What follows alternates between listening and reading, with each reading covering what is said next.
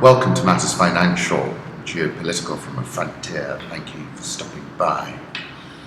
We had a deluge a few days ago and then nothing, and yesterday I felt the drip, drip of some rain, so let's keep an eye out on that. Don't forget, Saturday the 28th, we'll be hosting the Central Bank Governor, Patrick Njoroge, at Mindspeak, and looking forward to that tremendously. This comment by Joshua about Patrick is one I like best: an exponential pragmatist and a masterstroke fellow.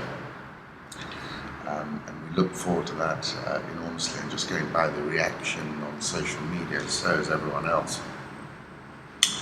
Brexit is now the biggest tail risk for investors, according to BAML's latest fund managers survey. This is according to Reuters. Jamie, I like this. The tiny Cayman Island holding $265 billion in treasuries.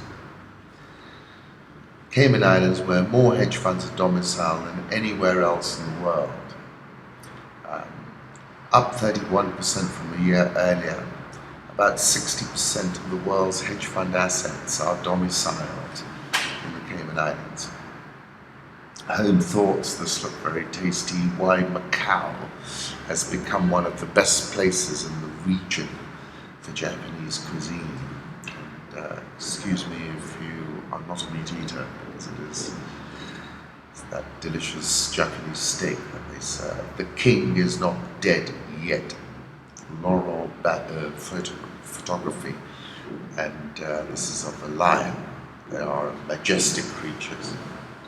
Sincerely hope we can protect them.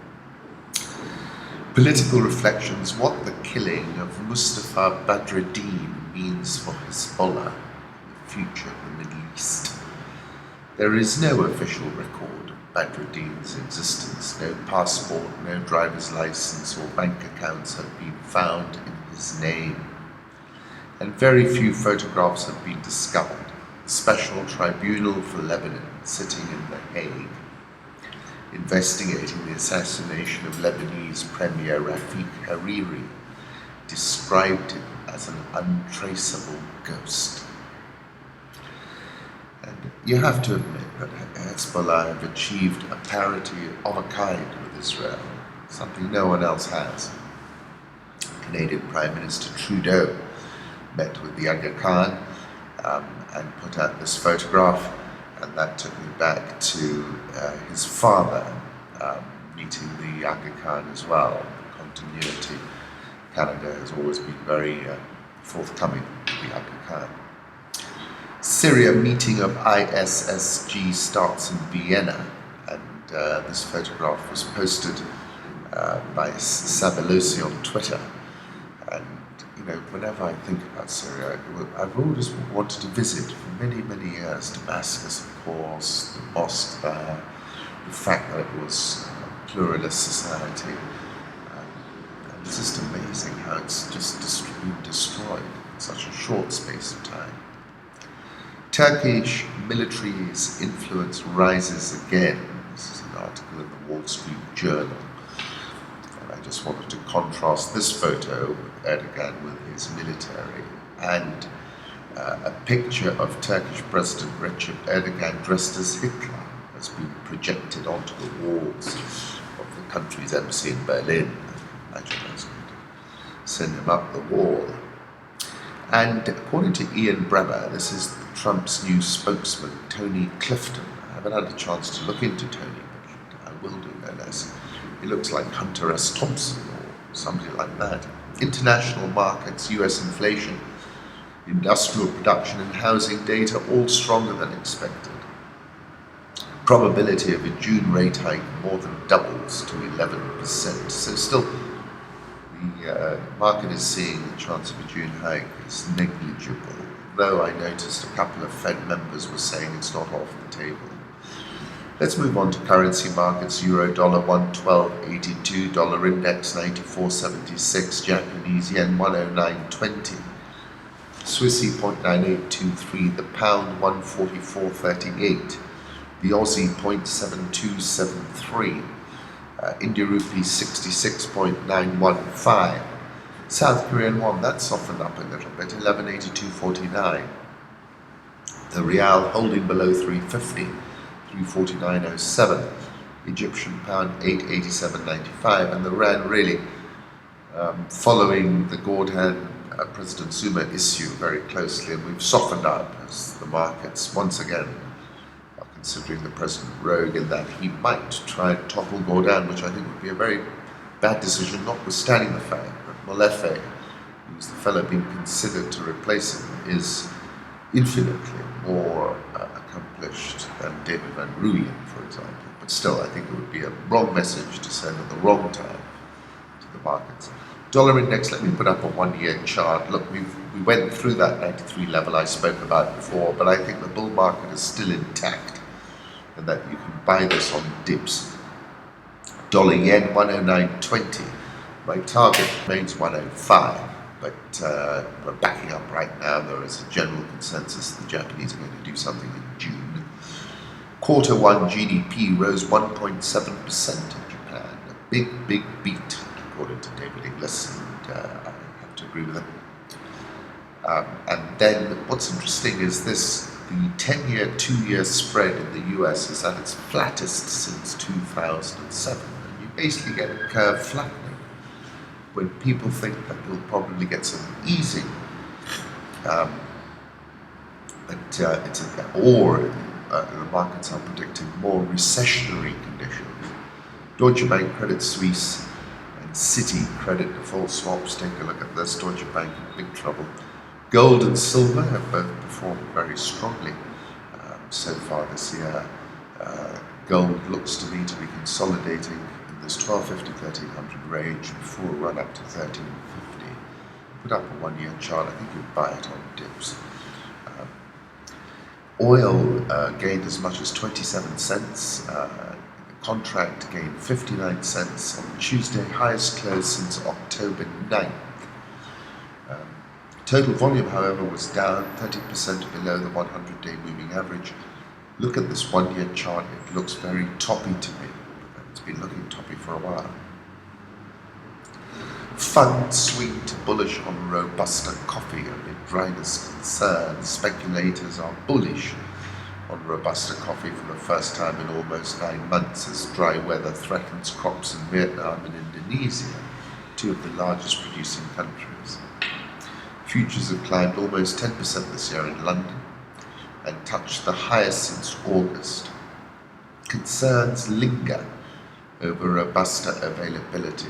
Reports of drought in several Robusta growing regions have spurred speculation over potential shortages.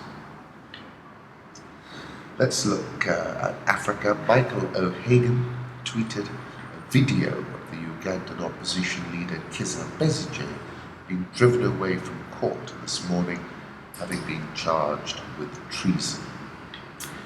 I like this tweet from Ian Bremer. Very few countries in Africa for old men and women, and this is all about the fact that we have this demographic situation where the population, the majority of them, under 30. Congolese point accusing fingers at Zuma and Dlamini Zuma. This is an article in the Mail and Guardian. They both come under fire from Congolese government critics who accuse Zuma of taking a hands-off approach to the DRC. It's an unconstitutional attempt to delay elections. The critics said this was because of his family's business interests in the DRC.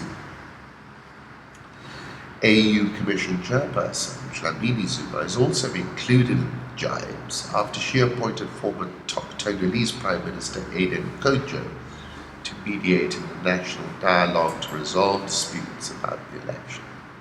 Critics say this process supported DRC President Joseph Kabila's attempts to extend his 2 terms beyond November when he's supposed to step down. The accusation against the AU Commission chairperson is the fact that she works to favour the ruling party to the detriment of the opposition. It is alleged that Dlamini Zuma was receiving instructions from Pretoria in exchange for benefits the DRC government give to the family of the South African President Jacob Zuma. In 2010, Zuma's nephew, Kulubuse Zuma, was pretty big. fronted a $100 million rand oil deal in the DRC through a company that was registered in the British Virgin Islands in his name. And this has been well known actually, and they've been a major security component for Kabila. But I think President Kabila is going to find it very difficult to hang on. I've already explained why. I think it takes one big rush and Kabila could be gone. Moishi Katumbi versus President Kabila, the struggle for the Democratic Republic of the Congo. This goes to the Paul Virilio comment, how many people can you shoot dead? Congo scales back Eurobond plans as it seeks World Bank support. The DRC scaled back plans to sell $1 billion of Eurobonds and instead asked multilateral lenders for direct budgetary support after the collapse in commodity prices forced the government to cut spending. World Bank will provide $250 million to $500 million of assistance in addition to $100 million from the AFDB.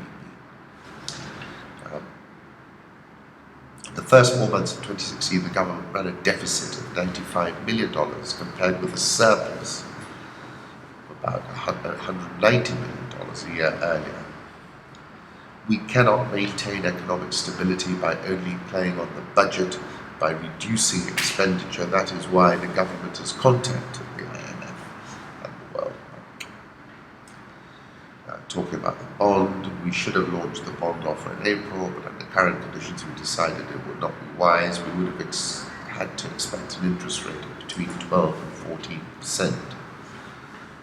Probably a buy. So let's keep an eye on that, because that remains a very fragile situation. Anything could tip it. Top African cities by GDP in 2025. This is McKinsey. Interesting. What I'm finding is more and more multinational companies that I deal with are looking at Africa through an urban prism, looking for consolidated markets where you have scale. Kinshasa, 20 million people. That's the size of a country, isn't it? Stop subversion of democracy. Gordon's warning as democracy picks up pace. Then there was a hullabaloo in Parliament with the EFF being thrown out in parliamentary trenches, hard hats and hardened attitude Branko brick. South African all share up 3.62% this year. Dollar versus rand has softened considerably. Remember, we were just nearly touching 14, went out 15.66. Egyptian EGX 30 strong session yesterday. It's up 7.76% so far this year. Nigeria all share down 6.94%. There it's all about the FX, pretty feverish. Ghana Stock Exchange down 10.92%, a little 3-year closing low. And Angolan author Jose Eduardo Aguilar-Lusa has written a book called A General Theory of Oblivion. And he's asked what's it about. A general theory of oblivion is set on the eve of Angolan independence in 1975. Portuguese expatriate Ludovica Fernandes Mano takes the drastic step of sealing herself inside her apartment in the capital, Luanda, for fear of what is to come. Luda gets through the next almost 3 decades by growing vegetables on her building's terrace and spends her hours listening to the radio for news of the outside world, while scribbling her thoughts into notebooks, and eventually, once she has to burn her tomes for firewood onto the walls of her apartment. She only re-emerges after almost 30 years of isolation, following an encounter with a young burglar who finds the Angolan capital changed beyond what she can imagine. It's an interesting book, I'll have to keep an eye out for it. The Central Bank of Kenya staff have received threats over Imperial Bank audit. There are forces that wanted us to go the other way, but we said no thank you for your advice. My staff have received numerous threats to their lives. This is the governor in front of the Senate Finance Committee, chaired by Bandera Senator Billo Kero. We understand what we've been dealing with. We can assure you that we will do the audit without fear or favor, despite the threats. He said, adding that 39 billion shillings was looted in the Imperial Bank heist New high watermark that makes Goldenberg look like a kid's game. Dr. Girogi said Imperial Bank directors have failed to cooperate with the central bank on the reopening of the bank through their refusal to deposit 10 billion shillings as the first step towards reviving the lender. They said they wanted to pump in 10 billion, but 6 months down the line they've not deposited a shilling. Imperial Bank requires up to 34 billion shillings to be revived, the governor said, adding that the lender would have been reopened within a month of closure, but the directors have shown little interest in reopening the lender. We had plans to reopen the bank, but without shareholder support, we cannot go far. We have, however, not given up. Dr. Girogi agreed with the committee that the central bank supervision unit may have been complicit in the collapse of the three lenders. I agree that we may have been asleep. We needed to have barked much more loudly. We've been doing hard internal thinking why the banks collapsed, yet we had a supervision team. Co-op Bank reported quarter one earnings, loans and advances to customers up 16.7%, profit before tax up 14.144%. Total other operating expenses surged 30.137%. That was really crimped earnings. EPS up 12.9%. Loan loss provision increased 29.726%. I remind you of what David Lipton, who went to visit Tehran after he visited us, said about Kenya's debt, and it's in a safe zone. Kenya shilling 100.85, Nairobi all-share down 0.27% this year. NSE 20 fell to an 11-week closing low, slumped through 3,900 and is now down 4.3% year-to-date. Trading volumes have been really thin over recent sessions at the stock exchange. Safaricom was the most actively traded share yesterday, eased 1.15% off a 4-week high to close at 17.15. Safaricom had to hurdle a Business Daily front page story which questions Safaricom's tendering processes. Supply remains thin, and I expect the price to head back to 18. WPP Scan Group, who also got a shout out in that Business Daily story, fell steeply 6.59% to close at a fresh 2016 low of 21.25. They're down 29.16 year to date. Co-op, we just talked about it. Full year 2015, they lifted profit before tax 40.92%, so coming off that run rate. KCB down 1.2%. Kengen fell 5.67% to close at 665, just a whisker above the rights issue price of 655. It's retreated 16.875 since announcing its rights issue timetable. The down move is now plain exaggerated. Once again, thank you for stopping by.